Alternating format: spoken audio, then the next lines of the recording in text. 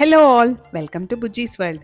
ఈరోజు మన ఛానల్లో టొమాటో రసం ఎలా చేయాలో తెలుసుకుందాం. ఈ హాట్ టొమాటో రసం తింటే ఉంటుంది, అదిరిపోతుంది. పైగా శీతాకాలం కూడా వచ్చేసింది. సో చాలామంది జలుబు దగ్గులతో బాధపడుతూ ఉంటారు కదా, అలాంటి వాళ్లకు ఒక మంచి ఉపశమనం ఈ టొమాటో రసం. ఇది ఒక్క 5-6 స్పూన్లు తాగితే చాలు, హాఫ్ అన్ అవర్లో రిలీఫ్ అయిపోతుంది మీ జలుబు. నా మాట నమ్మండి. దీన్ని ఎలా చేయాలో ముందుగా తెలుసుకుందాం. దీనికోసం బాగా పండిన 2 మీడియం సైజు టొమాటోలను ఇలా ముక్కలుగా కట్ చేసుకొని పక్కకు పెట్టుకోండి. దీని తర్వాత వాడుకుందాం. అలాగే ఒక చిన్న నిమ్మకాయ సైజు చింతపండు తీసుకొని వాటిని కనీసం ఒక 15 నిమిషాల పాటు నానబెట్టుకొని పక్కకు పెట్టుకోండి. వీటిని తర్వాత వాడుకుందాం. తర్వాత ఒక ప్యాన్ తీసుకొని 2 టేబుల్ స్పూన్ల కందిపప్పును వేయండి. అలాగే ఒక హాఫ్ టేబుల్ స్పూన్ మిరియాలను వేసి మంటను లో ఫ్లేమ్లో పెట్టుకొని మాత్రమే ఫ్రై చేసుకోవాలి. ఎంత దాకా ఫ్రై చేసుకోవాలంటే కందిపప్పు బాగా కలర్ మారేంత వరకు. తర్వాత మనం ఇందులోకి 1 టేబుల్ స్పూన్ ధనియాలను వేయాలి. అలాగే ఒక పావు టేబుల్ స్పూన్ జీలకర్రను వేసి మళ్ళీ ఫ్రై చేసుకోండి. మంటను లో ఫ్లేమ్లో పెట్టినందుకు ఇది బాగా దూరగా వేగి మంచి సువాసన వస్తుంది. అలాంటప్పుడు కొద్దిగా మెంతులు వేసుకొని మళ్ళీ ఫ్రై చేసుకొని తర్వాత స్టవ్ను స్విచ్ ఆఫ్ చేసి ఈ దినుసులన్నిటినీ పూర్తిగా చల్లారనివ్వాలి. పూర్తిగా చల్లారిన తర్వాత మాత్రమే ఒక మిక్సీ జార్ తీసుకొని వీటిని ఫైన్ పౌడర్ లాగా గ్రైండ్ చేసుకోవాలి. బరకగా ఉండకూడదు. నేను ఇక్కడ చూపిస్తున్నట్టుగా చాలా మెత్తగా ఉండాలి పౌడర్. ఈ పౌడర్ను ప్రిపేర్ చేసి మనము తర్వాత వాడుకుందాం. దీన్ని ఇలానే పక్కకు పెట్టుకోండి. దాని తర్వాత ఒక ప్యాన్ తీసుకొని ఒక 3 టేబుల్ స్పూన్ల ఆయిల్ని హీట్ చేసి కొద్దిగా ఆవాలు వేసి చిటపటలాడనివ్వండి. ఆవాలు చిటపటలాడిన తర్వాత మనం ఆల్రెడీ కట్ చేసి పెట్టుకున్న టొమాటో ముక్కలను ఇందులోకి వేసి ఆయిల్ బాగా పట్టేలాగా ఒకసారి బాగా కలుపుకోండి. టొమాటోస్ని బాగా ఫ్రై చేసుకోవాలి.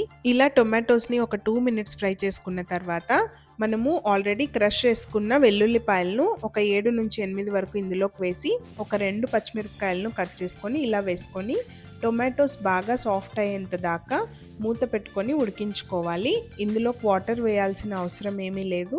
ఇందులో నుంచి వచ్చిన వాటర్తోనే టొమాటోస్ బాగా సాఫ్ట్గా అయిపోతాయి. ఇలా సాఫ్ట్గా అయిపోయిన తర్వాత ఒక హాఫ్ టేబుల్ స్పూన్ పసుపు వేయాలి. అలాగే 1 టేబుల్ స్పూన్ కారం పొడి కూడా వేసి బాగా కలుపుకోవాలి. ఆల్రెడీ మిరియాల పొడి వేసినాం కాబట్టి దాని ప్రకారము మనం కారం పొడి వేసుకోవాలి.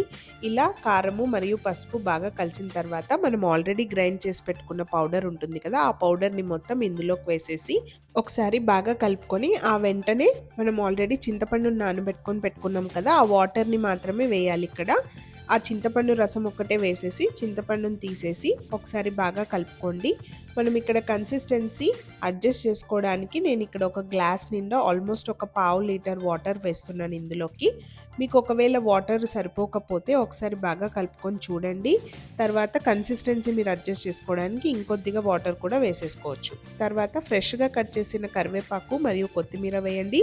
రుచికి సరిపడినంత ఉప్పు కూడా వేసుకోండి. చింతపండు రసము టొమాటో కొంచెం పులుపుగా ఉంటాయి కాబట్టి దాన్ని బట్టి మీరు ఉప్పు వేసుకొని ఒకసారి బాగా కలుపుకొని మూత పెట్టుకొని కనీసం ఒక 7 నుంచి 10 నిమిషాల వరకు ఈ రసంని బాగా ఉడికించుకోవాలి. ఇది చాలా ఇంపార్టెంట్ స్టెప్.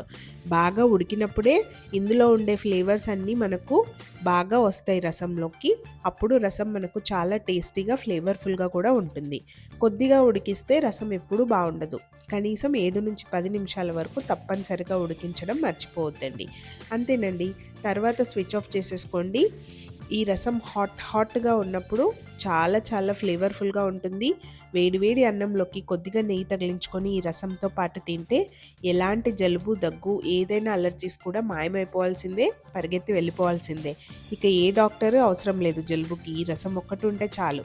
ఈ మంచి రెసిపీని ఎంజాయ్ చేయండి.